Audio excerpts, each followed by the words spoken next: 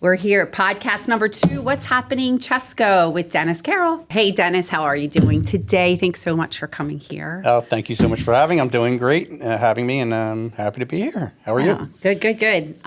We were just talking about how we've known each other for a really long time, like back in the 90s. Yeah, I think it goes back to the 90s. Yeah, indeed. when you first opened up your first gym in Westchester. My first personal training studio. Yes. I opened that in 1995. Right. Yeah. So let's go back before 1995 and what got you into personal training and got you to Westchester, because you're a Delco boy. Yeah. So, I started lifting weights. My father bought my brother a set of weights, and they were like plastic weights with a hollow bar, the starter set. And my brother really never touched them. And I picked them up and pretty much never put them down. Right. So I got into bodybuilding. I was an amateur bodybuilder, and I was just had this drive to try to have the perfect body. Right. And I wanted to be perfect because, honestly, I was a very insecure person. And I was trying to get some significance from the way I looked. Right. And so I did. I mean, I worked out like crazy, and I used to look at pictures of Arnold Schwarzenegger in my mother's basement, and I would look at him flexing his arms, and I'd flex in the mirror and look at me and look at him and look at me, and like, why do I not look like that? And so I just kept working out harder and harder. And I was working construction, and one of the guys who actually, it was for my brother, and he was marketing homes, and this was another real estate agent who was going to a gym in Manayunk. And he talked to me about it. He said, you should go check this out.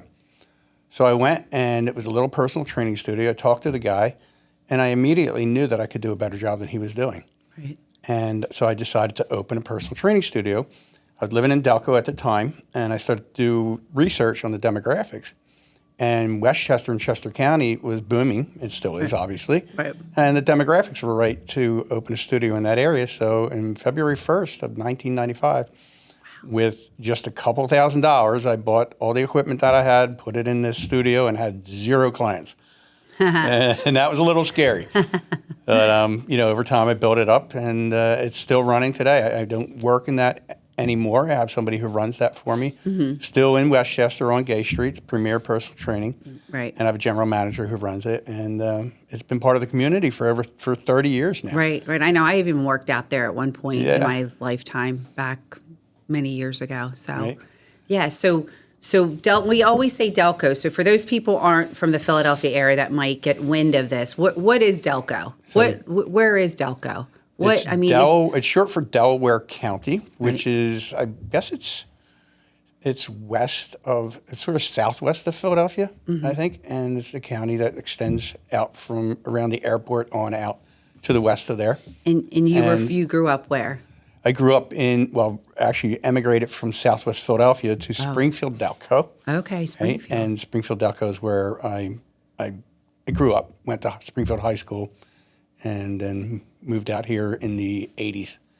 Okay. Actually. Yeah. So migrating from Delco to Chester County, like how was that? Was that a big, was it culture shock? I mean, I know when I go to Delco, when I go to Delco from Chesco, right. It's kind of sometimes culture shock depending on which way I go, but. Well, I certainly can be, but for me, coming from Springfield out to here, the real culture shock was the prejudice of the people in Chesco towards the Delaware County people. Like, you're from Delco, and they'd look down their nose and kind of. And it's so funny. Comical, honestly. It's so funny. People don't even know this. Delaware County, Delco, has their own flag, and Chester County doesn't. Yeah. So they shouldn't be putting their nose down at anybody. Right. We needed to establish our flag. I didn't know that. Yeah, Delaware County is the only one that has a flag in the state of Pennsylvania. I researched that before. Yeah, so 1995, you started your gym. Yeah. How did you get clients? Like, what were you like? Well, I had some contacts in the area, and I literally started going to visit them and invite them to come and see what I was doing, and start a few contacts that way. I literally walked through the borough of Westchester, handing out flyers, introducing myself. Right. And just kept plugging away, put an ad in a little paper. I forget what the paper, I don't think it's around anymore. Right. Little tiny ad, and I got a client from that, and that turned into a referral, which turned into another referral, and it began to grow by referrals quite a bit at that point. I feel referrals are the best clients. And I mean, it was before the internet back then. So Right. There was no It's all word of websites mouth. or anything. Yeah. It's all word of mouth. And it was on the second floor too, so it didn't have a lot of visibility. And so I put a little sign out front, a little A-frame sign, and grew slowly but surely, and it's still thriving today. So Yeah, that's awesome. Yeah. So you're working with people, doing personal training, and you are like still looking at your body in the mirror, being insecure. Yep. What made you jump into where you're at now? Because I know you've had like a really long journey. Like you've done like Tony Robbins, and you've done some other really cool stuff like hypnotherapy. So let's talk a little bit about how you got into that sector of things. Yeah, so it's been a lifelong quest for me. Growing up insecure, I ended up developing depression and had been diagnosed by a psychiatrist with severe chronic depression. Oh, wow. PTSD, ADHD, and mood swing disorder. Wow. And I was miserable, right? But I hid it because who wants to go to a personal trainer who's is miserable? I was going back and forth between anger and depression, but internalizing it. And I was very, very unfulfilled and unhappy. And so I was still looking. I was looking Tony Robbins, Louise Hay, Wayne Dwyer. There's the Law of Attraction, the Forum, all the landmark education curriculum. Like I was doing this never-ending quest to try to find my way. And I always believed, Susan, I always believed there was a better life than the one I was living. And I held on to that because there were times when I was hopeless and I didn't want to be alive. I mean, I thought about suicide ideations. Now, I never attempted it, but I thought about it. I just wanted to be out of pain. And so one day I called up a guy I know, and I asked him if he knew someone who could help me write a business plan. Because back then I thought, if I had a business plan, I could make more money. Mm-hmm. And I thought if I made more money, then I could get married, and which I wanted. I was single at the time, and then I would be happy. So I had this map of what had to happen to get to happiness, right? Which is kind of like walking to the horizon to try to get to the horizon. Right. Every step you take forward, it moves away. So happiness was very elusive for me. So anyway, this guy, he sent me to somebody, and it turned out to be another NLP practitioner, a life coach down in northern Wilmington. And I signed up for this guy's program. And on the 6th session of his 8-session program, he did some hypnosis on me, and I didn't even know it was hypnosis because I was standing when we did it. And my concept of hypnosis was you're lying on a couch and you're out of it. Right. And that wasn't it at all. And in fact, I didn't know it was hypnosis until like about 5.5 months later when I was actually in school studying it. And I'm like, oh, this was hypnosis. I thought it was a quote-unquote NLP technique or a neuro-linguistic programming technique. Mm-hmm. Right? So he did this hypnosis on me, and literally within a couple of days, my depression was completely gone. I went from basically a 0 on a scale of 1 to 10, 10 being the best you could be of happiness, confidence, and fulfillment. I went from a 0 to an 8 overnight, literally overnight. And it was just like mind-boggling. I just couldn't believe it. And I knew right then and there that I was going to learn how to do what I do today to pay it forward because it was so life-changing. For the first time in my adult life as a 49-year-old man, I got my own value as a human being. I got my own worthiness. And I got that I was enough. And it changed my entire life. Wow. Yeah, and so I was fortunate that he had a school. So the guy who he had actually worked for Tony Robbins.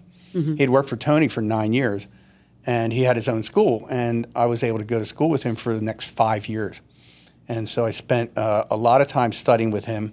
And the whole time I was practicing in what I'm doing now because my first 2 clients actually walked out on me after the second session. Oh, wow. Yeah, so I wasn't real good at maintaining rapport back then.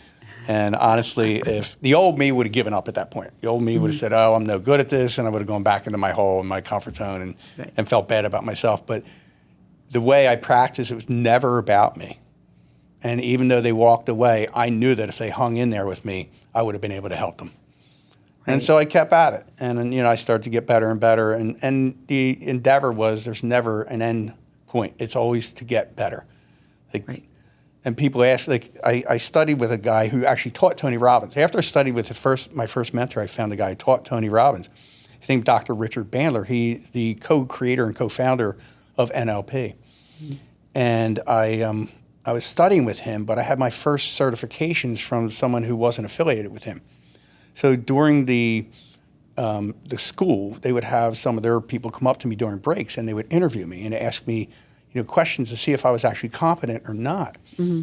And they asked me to rate myself on a scale of 1 to 10, and I think I rated myself at like a 2 or a 3. And they came over and they're asking me questions and saying, you know all this stuff. Why did you rate yourself so low? I said, because I'm comparing myself to Dr. Bandler. I want to be as best I can be, and I'm a long way from where he is. He's the guy who created it, and I don't ever expect to be as good as him, but I want to get as close to that as possible. So comparing myself to him, I rated myself low, but they saw me as being competent at what I do, and they were able to give me a license. So I'm now a licensed master practitioner of neuro-linguistic programming.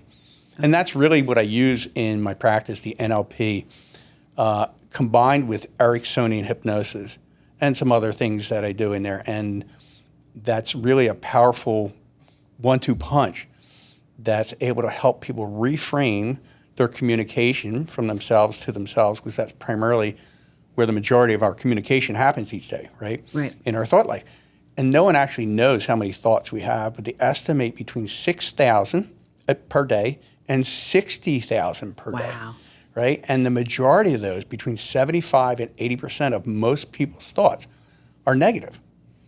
So if you have 60,000 thoughts a day and 75 to 80% of them are negative, you're talking 45 to 48,000 negative thoughts per day. Wow. So that's really where we start in my program, is we start to take a look at what are people's habitual negative thoughts and how do we help them to change those thoughts. Right. And that's yeah. It's funny because I remember you and I meeting when I first got into real estate. It was like the first couple weeks. I went and you gave me a couple free sessions, and it was the negative self-talk that you have. And it's really funny how I'm not just from your sessions, but being in real estate, because people don't realize how real estate, you have to have a different mindset and you have to be positive. I mean, that was 10 years ago. Yeah. That you and I met, about 10 years ago. Oh, I met you before that, but that I met you in your office. But my mindset, when I look back then, I was so negative. And you just don't realize it. People don't realize the negativity that they put off. They really don't. Because it's in the subconscious. It's not like, you go through your day and you look at your watch and go, oh, what time is it? Oh, it's 10:20. I didn't start beating myself up yet. Let me think about some stupid stuff I did in my past and flagellate myself for it. It's not only negative, too. It's also ego. The ego, I think, comes in the way of that, too. That's protecting yourself. 100%. 100%. Mm-hmm. Well, what I practice, the focus on my practice, regardless of who I'm coaching, and it could be a student, right? Somebody who can barely afford to pay me, and I've coached many millionaires, multimillionaires, people who are extremely wealthy. And it always comes back to the same thing. It's some iteration of I'm not good enough. Some version of that. And I've heard dozens of ways that people say that to themselves. Have you researched or looked into, or when you were learning about this stuff, where does that start? I mean, does that start when you're at birth, at 2 years old, 5 years old? Where does that all start with your mind development? So the way I learned it, and it makes sense to me, is that it starts in the crib. So whether or not that's true, I can't validate that, but I'll tell you how I learned it is, so if you think about the concept of time, and we made up time, right? And as we age, time seems to progress much quicker. So at my age, 5 minutes goes by very, very quickly, like the snap of a finger, right? Mm-hmm. Well, when I was a little kid, if I did something wrong and my mother punished me, we used to have to sit on what she called the bad step, right? If we were bad, we had to sit on the bad step. I know other people had to sit in a corner or whatever, right? But you're there for 30 seconds, and it's it feels like forever. And Mom, can I get up now? Right. But if you backtrack to a newborn infant, right? An infant who doesn't speak language yet, 5 minutes to a baby in a crib is an eternity. right? Right. So when a mother gives birth, her body's flooded with a hormone called oxytocin. And that hormone chemically bonds the mother to the baby. Mm-hmm. So when the baby cries, a new mom can't stop herself from going to the baby. She literally goes to the baby instantly. Mm-hmm. And so what happens is the baby's in the crib and the baby cries, and instantly mom goes and picks the baby up. Baby cries, mom picks the baby up. The baby cries, mom picks the baby up. And the baby gets conditioned that all it has to do to be good enough to get love is to cry. Right. Do you remember a Russian scientist named Ivan Pavlov? Yes. Ivan Pavlov would show the dogs food, ring a bell, and they would salivate. Right. Show them food, ring a bell, salivate, et cetera, et cetera, et cetera. And finally, he'd take away the food, and he would ring the bell, and the dogs would still salivate, even though there was no food present, because they were conditioned. Now, in this same way, the baby gets conditioned. All it has to do is cry, and it will get love. Right. Now, the oxytocin starts to wear off a few months down the road. Right. So now mom's just doing some, chores around the house, and we go in and out of trance when you do things like that. You're not really present. So if you're like folding towels or doing dishes, you can do that while you're thinking about other things. And it really is a form of trance. So you think about that. Mom's in a little bit of a trance, and the baby cries, and she hears the baby cries, and she goes, oh, wait, he'll be okay, or she'll be okay. And she just gives it a couple minutes, and the baby's now crying, which the baby's not used to. So the baby all of a sudden is like, what's going on? Something's wrong. Where's my mom? Where's my love? And the baby starts to cry harder and cries harder and harder. And mom's like, I'll be right there. And the baby can't hear her over his or her own cries, doesn't speak language. And now 5 minutes goes by. Being an eternity to an infant, the baby thinks that no one is ever coming back. And if no one ever comes back, the baby would die. So the baby's now in fear for its life, believing it's not being loved anymore, something's wrong. Right. And so that fear that it's inadequate has been given birth to in the subconscious. Now the mom goes and picks the baby up after that 5 minutes, and that fear goes to sleep. But it's typically reawoken somewhere between the ages of 3 and 6 at the first memory of something being wrong. And then what happens is we begin to look for what's wrong instead of what's right. And at that point in time, we program a part of our brain called the reticular activating system. And that's a real part of the subconscious that's always looking for something to focus on. And if you've been looking for what's wrong, now your reticular activating system subconsciously is now more focused on negativity than positivity, and you don't even know it. Like you mentioned earlier, you don't know you're so negative because it becomes your norm. You also talked about, being insecure with yourself. Oh, yeah.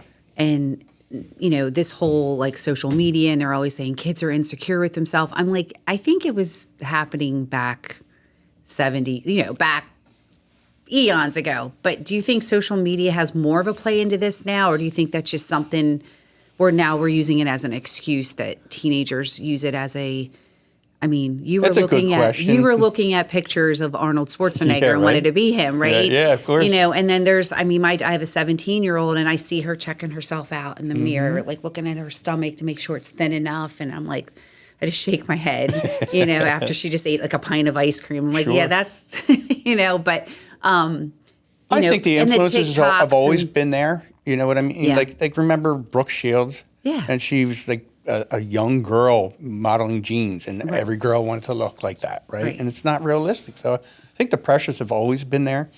I saw Arnold Schwarzenegger. I wanted to look like Arnold Schwarzenegger. Right. It's a way of attempting to attain significance. Because if we feel like we're not good enough, then we feel insignificant. And so I do think that social media probably exacerbates it to some degree because kids are on their phones constantly. Oh, yeah. You take your phone away from a kid and it's like, the kid will freak out. Right. Right? Because they're literally addicted to their phones at this point. Mm-hmm. And it's not just them. My mom's turning 90. I can't get her off her phone sometimes. Yeah, I think and my we wife all are. Says, my wife's on TikTok and watching TV at the same time at this point. Oh, yeah, we multitask. I hear you. I'm the same way. I'm right there with her. Yeah, so I think there's a lot of influences for, I think it's just more in your face right now with social media. And it's such a false pretense, right? It's just like no one's putting out the negative, the bad pictures of themselves. No one's putting out, Right. what's really going on in their life. They're painting a picture. It's really interesting to me to see my daughter because I feel like she thinks if she only has if she lived in a certain house or if she had this would make her happy. Kind of like the same thing that you had, where just if you got to this point, the horizon, you would be happy. And like I feel like some of the teenagers or just even just young adults or even people our age are still trying to obtain that. If we just did this would make us happier. But at the end of the day, it's you got to be happy with yourself every single day, regardless, right? Yeah, I agree. Yeah. There's nothing wrong with doing things that make you happy. I think that's smart, right? Do things that you enjoy. Right. But don't think that once you get to this certain point, then the skies are going to open up. And, I knew a real estate guy from Delaware, and he became the top agent in Delaware.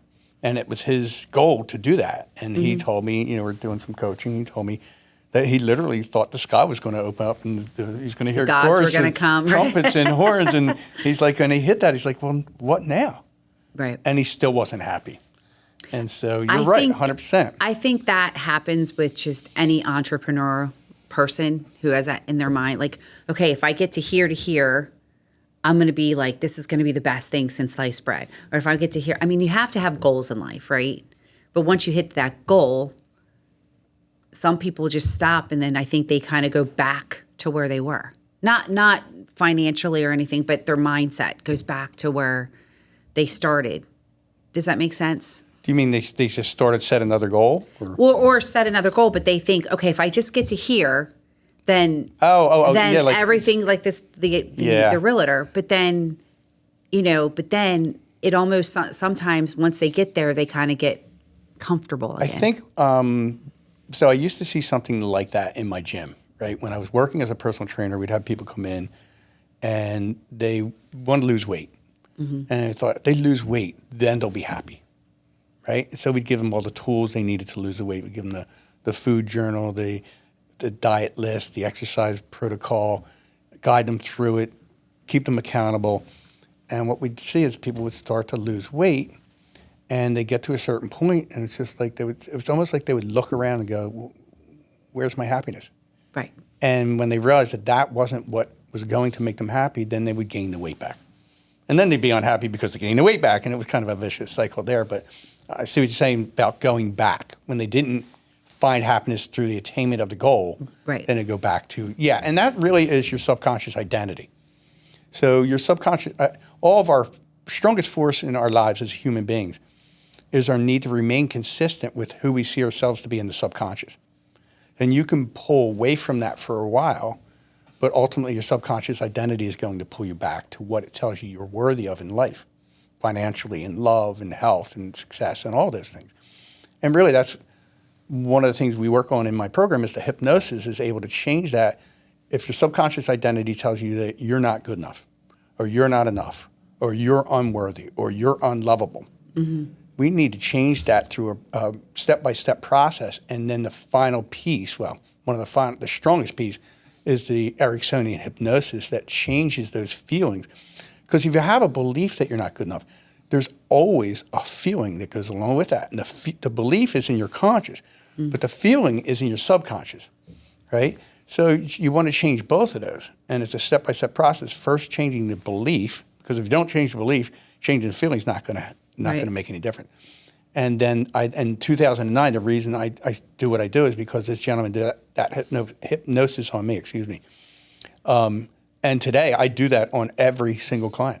Every single client gets that, as well as a couple of other hypnosis I've learned over the years that makes it even more powerful.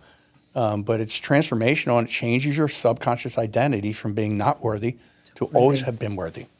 And from that space, what happens is instead of going, like so many of us we want to be loved, right? What do people want more than anything in the world? We all just want to be loved, right? Mm-hmm. So people go out into the world seeking love, right? Even when they don't feel they're worthy of it. So it's the one thing, and I know this was me personally. I wanted more than anything to be loved when I didn't think I was even worthy of it, right? So once that changed for me, I went out into the world to give love, to contribute, right? that paradigm shift changed my entire life.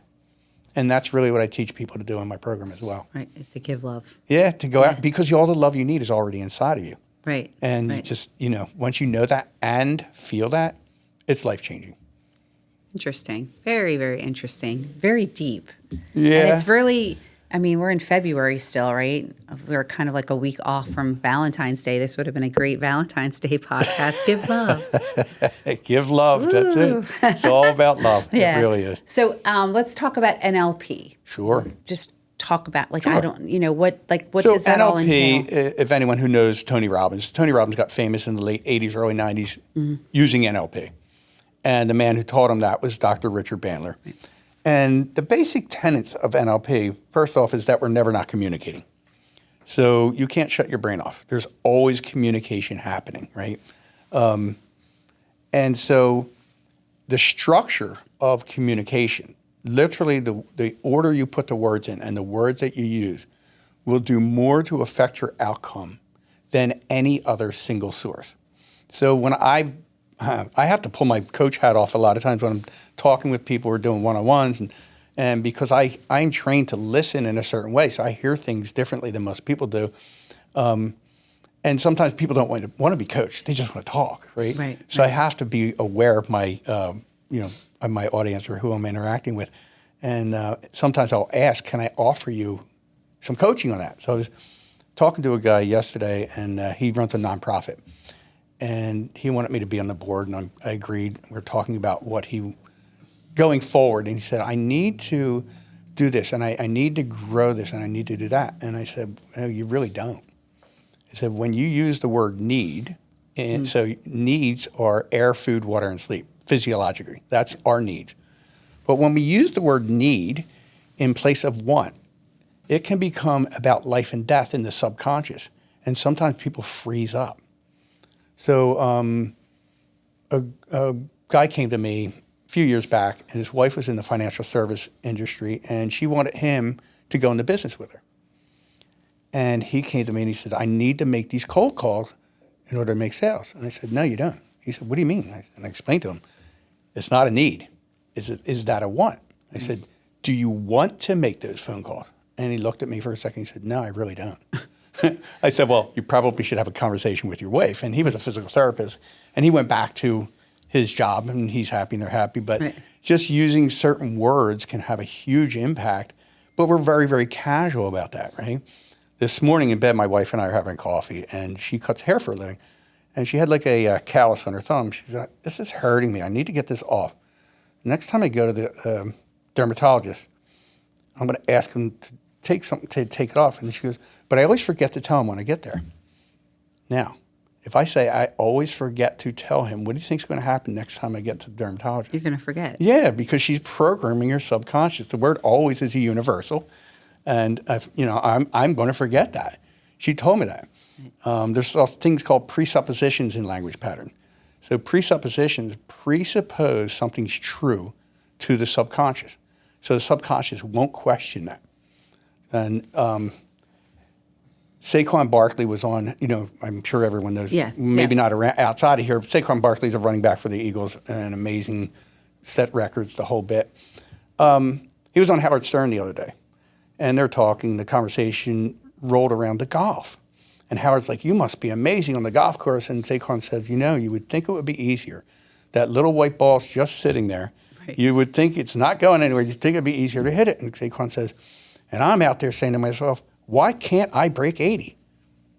Now that sentence, why can't I break 80, presupposes to the subconscious that he can't break 80, and now it just looks for reasons why he can't. So now you're focused on the problem, not the solution.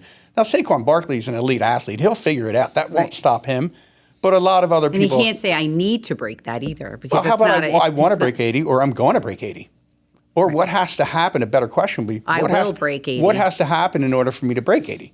Now you're asking a question of that's focused on solutions rather than problems. So, and that's true. It's funny because that's some of the language that in the past 10 years that I've learned being in real estate. Even coming on board with VRA, we have a Friday morning meeting. It's a mastermind meeting, and that's one of the things is we don't say I need to or I want to. It's I will. Okay. So, and that you will be corrected in that mastermind when you're sitting there. If you say, "Oh, I need to do this," or "I want to do this," they'll be like, "Okay, well, what's your game plan to get there this week?" And you don't self-talk, talk. You say, "I will do this week," when you're talking about your goals and stuff. So I like the way you said, "I will do this week." Or "I will do this in a month." I will do this without putting a time frame on it. You're just projecting that out into your future.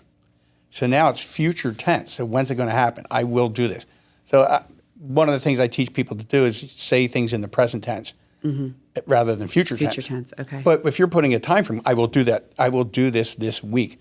Then it worked because you're putting a time frame on it. Right. I'm going to get it done this week. Right. But if you put it out there without that caveat, then potentially it never happens. When's it going to happen? Yeah. Right. I hear people all the time saying, "How are you doing?" "Oh, I'm getting there." You ever hear people say that? Oh, yeah. "I'm getting there." They say, "Oh, where are you getting?" And they're really not getting anywhere. They're just telling themselves they're getting better, and they're really not doing anything about it. Right. We're very casual with our language. Can't's a big Oh, one. yeah. That's one of my words in my household, that if my kids say "can't," I'm like, "Really? Have you even tried to?" Like, Right. I can't clean my room. Yes, you can clean your room. So I wear hearing aids, right? And I have an office in one of the back bedrooms in my house. So we're empty nesters now, so it's not an office; it's just a little desk. And when I'm alone, I take the hearing aids out and I put them into a case, and I always put them in the case. If they're not in my ears, they're in the case.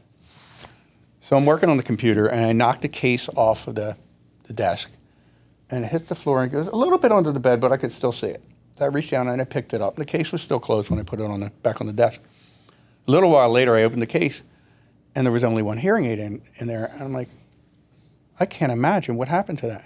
Like, I always put my hearing aids in there. If they're not in my ears, I put them in that case. I can't imagine what happened to it. And I said, just can't imagine what happened to it. And then I heard myself saying, I can't imagine. I thought, wait a second.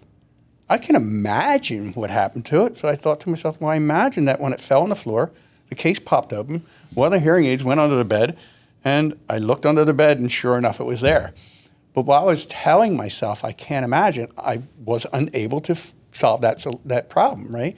So our language is hugely important, and we're very, very casual with the way we use our language. So that's a big part of what I teach people, and that's a big part of NLP is what words are you using and when are you using them, structuring your communication, and then really a big, big part of it, you want to reprogram your reticular activating system from being negative into positive.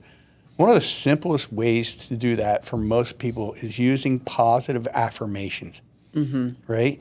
And I'm sure you've heard of that. And Yes.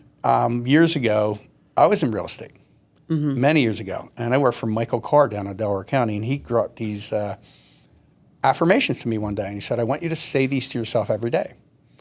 And so I did. I started saying it, and the more I said them to myself, the less I believed them. They were not my affirmation. They were someone else's. Right. So it actually made me feel worse, not better. So eventually I just stopped saying them.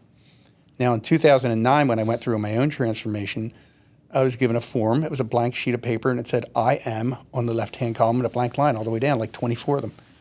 And I was told to fill them out from top to bottom of only positive things that I believed were true about myself, about who I am at my core. And so I started to fill them out, and I got 3 before I got stuck, and one of them was hardworking.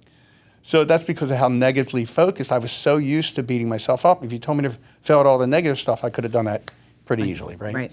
So I went to the internet, I looked up adjectives, and I filled out this entire form, and I read through it, and I started to feel better about myself, noticing all these good things that I hadn't noticed about myself before. And then I circled one, and the one that literally felt the best to me, because I wanted to change my feelings. And the statement was, I am a really good guy. And I believe that about myself, right? Now, cut me off in traffic, and I can be a total jerk, right? But that's not who I am. So I used to I used to beat myself up for things I did in the past that nobody else on the planet was thinking about. You know, I could go back 10 years, literally, and think about something stupid I did and go, oh my God, I can't believe you did that. Oh my God, you're such an idiot. You're such a moron. And I'm giving you the G-rated version, right? In my head, it was a lot worse than that. And I couldn't stop. I knew I was doing it, but I couldn't stop because you can't stop thinking, right? I remember pulling up to a light on Westchester Pike one day, and I was beating myself up, and I know I'm doing it. So I'm telling myself, stop, just stop. And I did until the light turned green. And then I was back in my head doing it again. Oh, wow. So I created these affirmations. Now I'm in the same spot on Westchester Pike, beating myself up for who knows what. Same kind of thing, calling myself an idiot and a moron. I go, stop. I'm a really good guy. And in that moment, it changed how I felt.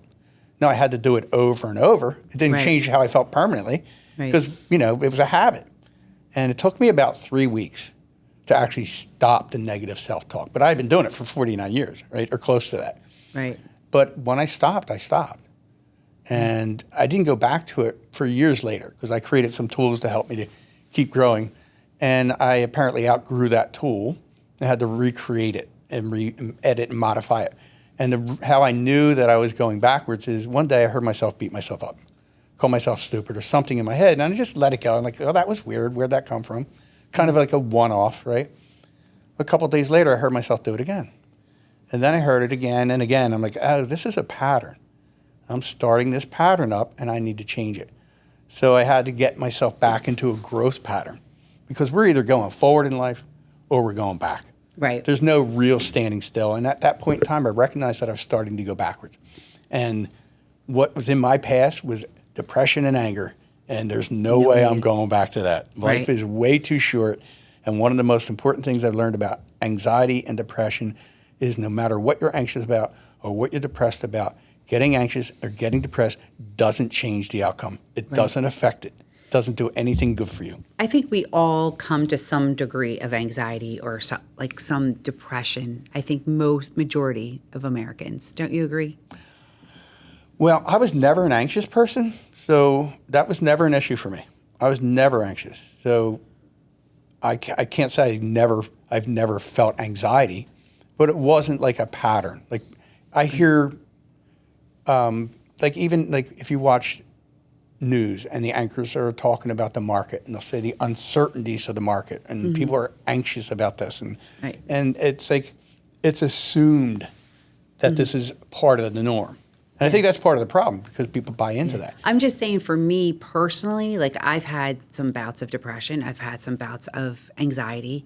But, there was a point in my life where I was actually medicated for that. But what I found was that medication was more detrimental to me taking it. Now, some people, they have to. That's their crutch. That's fine. That's what's going to help them, that's fine. But for me personally, I found there's other ways for me to control that. And it's the most simplest technique when I'm having an anxiety day. I literally get my thumbkin, and my pointer, and I just go like this. And it's amazing and I was having anxiety attacks really bad a couple of years ago, and I just started doing this with my finger. Okay. And it literally calms me down. And it's something that I was coaching cheerleading with little 6-year-olds when they're all like being like crazy and ADHD, they're bouncing off the wall. I'm like, okay, we're going to play the thumbkin. They're going to play the game. And we just all sit down, Indian style, and we all start doing this. And it calms the kids down. Great. You're changing their focus, right? Changing it because you're thinking about one thing at a time. Thinking about moving my fingers like this, or I'm thinking about this anxiety. Right. And I've noticed too with that is the affirmations that I've incorporated into my life, and they work. Yeah. If you really get that right affirmation, like I said, I want $40,000 a month. I want $40,000 a month. A couple years ago is I want to do $1 million month. I want $1 million month. And it just, all of a sudden, it started, I was doing 1.2 million, 1.5 million, 1.8 million in sales. And it was just and it was just brushing my teeth, driving down the front, the windshield time, just saying it to yourself. Right. And it does subconsciously start to, I think, permeate to everybody that's not what they know what you're thinking, but it shows your positivity. Well, I think most people, to circle back to what you were saying about people having anxiety and depression, people have a facade, right? Oh, yeah. We walk around acting like everything's great. Nobody's walking around introducing themselves as, hey, how you doing? I'm not good enough. Who are you? Right? You're hiding behind this facade. And so I think there's more people than not that have issues with anxiety and depression. But I think people deal with it in different ways. Right. Truth of the matter is, if people knew what I was doing with anxiety and depression, it would probably take you months to get in to see me, because that's my specialty and has been for years now. And it's literally not hard to change it. Like you said, you find the right techniques, it's easy to get rid of it. Now, is it okay to curse on this podcast? Hell yeah. Okay, I was so going to say, yeah. one of the simplest techniques I teach for people to interrupt a pattern of anxiety is to shift their energy from feminine energy into masculine energy. And this does not mean women and men, because men have feminine energy and masculine energy. Women have the same, right? So when you go out into the work world, you can get all dressed up and dolled up and look very feminine, but you go into masculine energy. Right? So, but if we think about feminine energy, the nature of feminine energy is to connect. Feminine energy is driven by need to connect. In fact, if you look at like two women in the grocery store in line, right? They'll just strike up a conversation and start talking about God knows what. Mm-hmm. Look at two men in that same line. They probably don't even look at each other. Right. Right? But feminine energy will take a small problem, right, and it will blow it up and then start talking about that problem to get connection. But that's the same thing that anxiety does. It takes a small problem and blows it out of proportion. So you're saying us feminine women blow things out of proportion? So it's Dennis? really funny you say that, because I had a guy very early in my career. He was a lawyer, and he wanted constant reassurance, and that's part of a feminine nature, the feminine side of us. We want that reassurance, and I kept laughing at him, saying, "I'm not going to reassure you." He was a masculine guy, but he had a lot of feminine energy. And honestly, before I went through coaching and my own transformation, even though I was a bodybuilder, I spent more time in feminine energy than I did masculine. In fact, I had a lot of girls who were friends because they related to me. Right. So the way to shift, like if you first find yourself going down that what if rabbit hole, which is how most people start a pattern of anxiety, they'll think of a problem and go, what if I have this problem? And then they'll run a movie fulfilling that problem, and then they loop the movie, and they'll run it again. And they'll loop the movie and run it again and loop the movie, and next thing you know, they're feeling anxious. Well, if you were to stop before you got down that rabbit hole and began looping that movie and just said, you know what, fuck that. I got this. Right? Fuck is a very masculine word. And that's the word one of that, my favorite right? words. But yeah. The word that is called disassociative. So when people get anxious, they typically run a movie and they have it really big in their face, right? Mm-hmm. So it's now taking that movie, making it small, and the word that is pushing it away. So fuck that, I got this is a very, very masculine statement. And that I teach in my practice to people. I think that's the name of your next book. Fuck that, I got this. I like that. Now that works, and it'll work for a couple months. But again, remember I said that your subconscious identity is the strongest force in your experience as a human being. Mm-hmm. So if I give you that tool and you use that for a couple months, it'll stop working because you haven't changed your subconscious identity. So you need that other hypnosis I was telling you about to make it sustainable. But that tool works. I mean, the problem is, for me, in my opinion, is that the doctors and pharmaceutical say you have generalized anxiety disorder. You have depression. And no, you don't. You do it. You do it to yourself. If you didn't ask, what if you said, instead of what if I have a problem, what if everything works out for me? And then run a movie of everything working out. Right. Generalized anxiety disorder, you know what most people do? They think about a party or a social situation they're going to, and they say in their head, what if they don't like me? And then they run a movie of all these people grimacing at them. Right. Instead of them walking into their room and everybody, embracing them. And I had a woman years ago, and she would go to work every day. And I asked her, and she had really bad anxiety, very, very feminine woman. And I said to her, how do you know when it's time to get anxious? She said, what do you mean? I said, well, how do you know when you should get anxious? She said, I don't. It just happens to me. So I know it feels like it just happens to you, and that's because your subconscious is so fast, way, way faster than your conscious mind. So It feels like it's happening to you. And so she said, well, I'm anxious as soon as I wake up. I said, well, are you in bed or out of bed? And she said, I'm in bed. I said, well, are your eyes opened or are they closed? And she said, closed. And then she went, well, no, wait, they're open. I said, okay, now, what's the first thing you do? And I took her through this process of how she made herself anxious. The first thing she'd do is she'd look at the clock. And I asked her, then what happens? She goes, well, then I'm anxious. I said, no. There's a bunch of other things you're doing. So I had to pull this out of her. Right. This next thing she did is she said, oh, shit, I'm going to be late. The first thing she said to herself in the morning, oh, shit, I'm going to be late, which would create a feeling of fear in her stomach. She'd jump out of bed and say to herself, I'm never going to make it. Run a picture of herself stuck in traffic. Then she'd say, they're all going to be mad at me. She'd run a movie of all her coworkers grimacing at her. And then she'd feel anxious. And I said, do they grimace at you? She said, no, they don't even look up. She's going into work. Their coworkers aren't even looking up at her, but she was creating anxiety. Right. And the reason people do that is because subconscious identity tells them they're not good enough, right? And they need to create a sense of certainty in that uncertain area. And as bad as anxiety feels, it does create a certain feeling. Feels the same, maybe different degrees of intensity, right. but it's the same general feeling. So it does give them this sense of certainty in the face of uncertainty.